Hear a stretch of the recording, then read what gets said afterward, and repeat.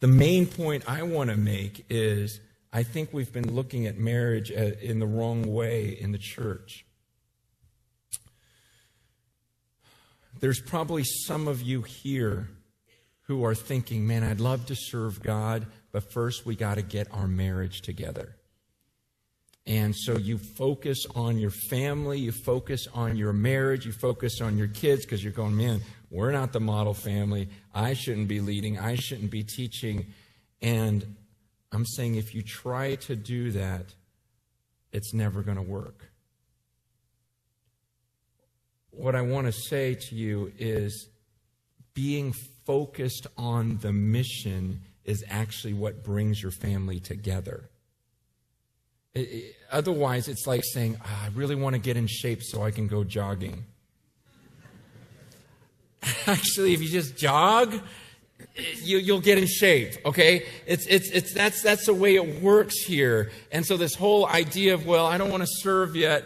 I mean, the thing in our marriage has been from day one, it's been about, gosh, we're supposed to make disciples. I mean, we were married a couple weeks when I said, I think we're supposed to start a church. Okay, that's what the world will tell you. Don't do that. That first year of marriage is supposed to be just for the two of you. Okay, don't get into ministry. Focus on each other. You need to be about yourselves. Get that right. And then once you have a kid, it's like, well, it's a new baby. So just, you gotta really nurture those first couple of years. It's like, oh, now they're in school. Okay, well, until they're 18, you really gotta just focus on your family. And I'm saying that's going to destroy your family, and it creates a terrible model for your kids of, oh, okay, family comes first, serving God, we can put that aside until it's convenient, and that's going to destroy you. The very thing that bonds us together is the fact that we're on this mission together. It's like Jesus says, if you seek the kingdom first, if you seek first, number one, what is the most important thing? Most important thing is the glory of God and His kingdom for the people on earth to understand there's a king up there. And it's all about Him. And I got to get people to come under His leadership, under His lordship. That's what it means to make disciples. That's what Jesus rose from the grave to tell me to do. And as I seek Him first, the other stuff will happen. That's why in that passage in Matthew 6, He goes, don't be like everyone else in the world, the people who don't know God. He calls them the pagans. He goes, they think, oh, I got to get all this money so I can get food. And they're worried about clothing. They're worried about this and that. He goes, no, I don't want you to be that way. That's the way they do it. He goes, you seek first the kingdom and all this other stuff will be given to you. You put me first. And that's what I'm saying. When we put the family first, and say, okay, man, we got to protect this, we got to guard it, we got to work on our marriage, and that's your emphasis, then you're just like everyone else out there that just wants a happy marriage. And what God says, you seek the kingdom first and watch what happens. Watch what happens in your family. Watch what happens in your marriage. Watch what happens with your kids. I mean, I was scared, when I left here. There was a fear like, oh, this is what I know, and this could screw up the family, and all of you are warning me going, oh, but your kids, like you're tearing them away or this or that, and they're going to hate you. And it's like, no, this was the very thing that made us so tight as a family. I didn't realize that, but do you know what it's like to be in India and hold hands as a family and say, God, is this where you want us to stay? When you're you're just going, man, God, is this it? And then to end up in a city where we don't know anyone, no friends, nothing, like, okay, guys. Man, just even a couple of weeks ago, my friend and I that I met up there, we did this conference in the inner city of San Francisco.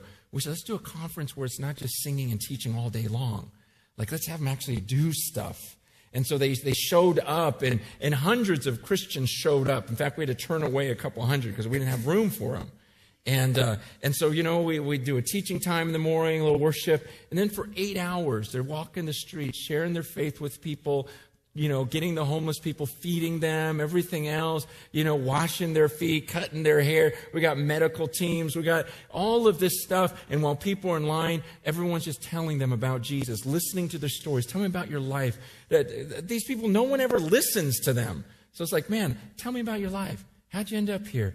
and just treat them like normal people, and then start to share with them the love of Jesus. And so for hours we did that, and then at night we worshiped again, and it was like, man, it was just powerful. We're just looking at each other like, oh, that was it. That's what church is supposed to be. This feels very New Testament. No one wanted to leave. And with all of that, here's my family who's with me. I'm teaching. Lisa's leading worship. I see Rachel for like 4 hours just sitting on this stool as homeless men and women are staying there, and she's washing their feet, scrubbing their feet for them, and sharing Jesus with them, and doing pedicures. And this, to see your little girl doing that, and then to see little Mercy, little 11-year-old knocking on apartment doors. Do you guys need some groceries? How can I pray for you? And then telling people about Jesus, and then as a family just kind of getting back together, and I can't tell you the bond of that. Okay, it's not, yeah, sure, it's fun to go on vacation, whatever, but it's something about serving the God of the universe, and the unity that takes place when you're on a mission together. It just happens because when you seek the kingdom first, all the other things come together. And that's what I'm saying, man. I'm not some, marriage guru to say, oh, here's how you do this. All I know is I've tried to serve God and try to lead my family wherever the Spirit's leading us to go. And as that happens, it's like, man, look at our family. This is ridiculous. Our kids are holding hands, hugging each other, loving each other, can't get enough of each other. It just, crazy things start happening. You go, wow, we weren't even pursuing that.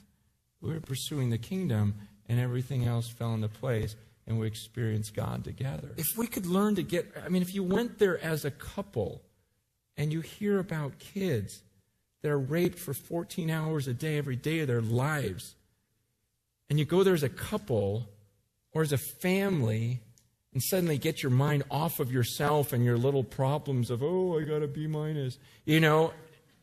and you go, are you kidding me? People live like that? And suddenly your whole family goes, come on, you guys, we got to do something about this. We got to figure it out. That's the stuff that pulls your family together. That's the stuff when you as a couple get off of yourselves and oh, you're not pleasing me, you're not pleasing me, and back and forth, and go, oh my gosh, 70 million people are starving in the Ethiopia region right now with the famine going on. Like they're just starving, like they're just dying. Boom, boom, boom. Another one just died right now. Like you start focusing on that and decide, we got to live for this. We got to do this. This is what God created us for. You talk about unity.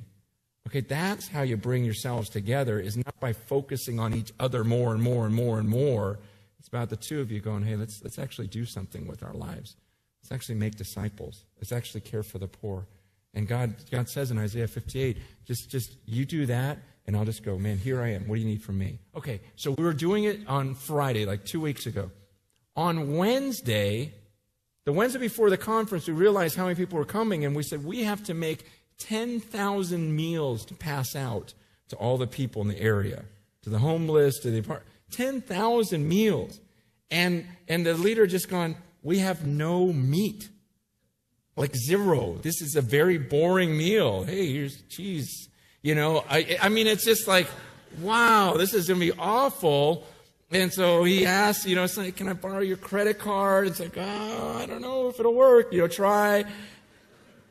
Right after he announces it, an hour and a half later, about an hour to 2 hours later, Trader Joe's calls us out of the blue and says, our freezers all just broke down. Yeah. And do you guys have any use for all of our meat? And they bring a U-Haul truck filled with like marinated, pork chops and chicken and ribs and steak. Trader Joe's. Not like John's Market or anything. It's like Trader Joe's.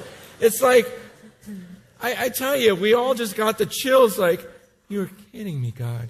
You are kidding me. And so then I tell you, then all day these people are passing out this food that they know this came from God. We're on this mission from God. You start experiencing things like that, like a family, And I'm telling you, all the other stuff, the petty stuff we're fighting over, it really make no sense when you start looking beyond yourself, focused on the mission, seeking the kingdom first. I really believe that is the answer to our marriages.